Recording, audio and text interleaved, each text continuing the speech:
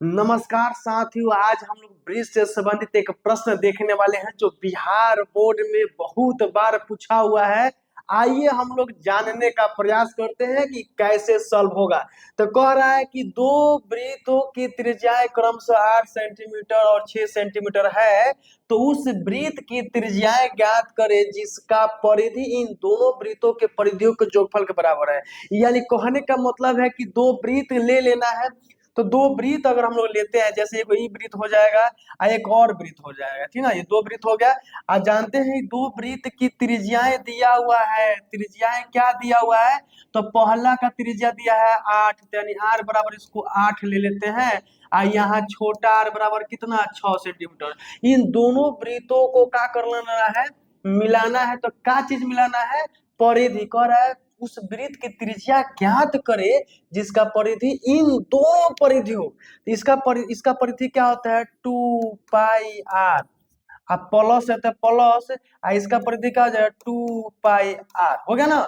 परिधियों के योग के बराबर एक तीसरा परिधि कह रहा है। दोनों वृत्तों को मिलाने के बाद, इसका परिधि निकालने के बाद एक तीसरा वृत्त की परिधि निकाल कर और उसमें बताना है कि आर क्या होगा, त्रिज्या क्या होगा। तो मान चलते हैं, अभी इसको रखते हैं वृत्त की परिधि रखते हैं, ठीक ना। वृत्त की परिधि। अब देखिए, ये दोनों को अगर हम लेते हैं, दोनों में क्या कॉमन है, 2 पाई और 2 पाई कॉमन लेंगे। तो 2 पाई कॉमन ले लेंगे तो यहाँ बचेगा बड़ा आर। अब प्लस क्या बच जाएगा जी, छोटा आर बच जाएगा, बराबर वृत्त की परिधि हो जाएगा। अब बताइए, तो वृत्त की यहाँ 2 पाई तो लिखेंगे, ठीक ना। अब बड़ा आर का मान कितना दिया है, 8 दिया है, तो 8 लिख लेंगे। अब प्लस छोटा आर का मान कितना दिया है, 6, तो 6 लिख लेंगे। अब बराबर में क्या जी, वृत्त की परिधि हो जाएगा। वृत्त की परिधि हो जाएगा। ये कौन वृत्त की परिधि है, नाव का वृत्त की परिधि है। अब बताइए, तो यहाँ दो 2 पाई गुणा, इसको जोड़ेंगे तो 8 6 कितना हो जाएगा, 14। अब मान लेते हैं इसका परिधि का छोटा R1 ले लेते हैं, ठीक ना। तो 2 पाई और आर इसमें ले लेते हैं R1, ठीक ना।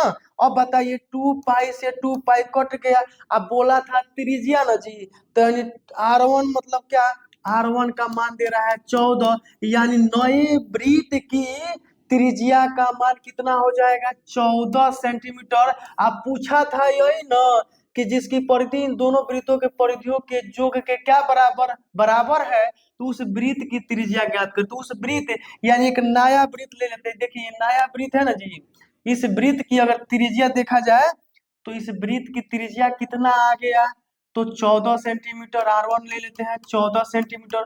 अब कहिएगा R1 काहे ले रहे हैं, जानते हैं क्यों ले रहे हैं, क्योंकि एगो बड़ा आर ले लिए हैं, एगो छोटा आर ले लिए हैं, तो कोई दूसरा आर एक लेना पड़ेगा ना जी। तो कुछ भी मान लीजिए, R1 ले लीजिए, बड़ा R1 ले लीजिए, चाहे R2 ले लीजिए, कुछ भी ले लीजिए। लेने के बाद से जो त्रिज्या निकलेगा वही हमारा राइट आंसर हो जाएगा।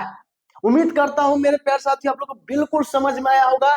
अगर समझ में आएगा तो वीडियो को ज्यादा से ज्यादा अपने दोस्तों के पास शेयर कीजिएगा। चलिए नेक्स्ट वीडियो मिलता है, तब तक के लिए जय हिंद।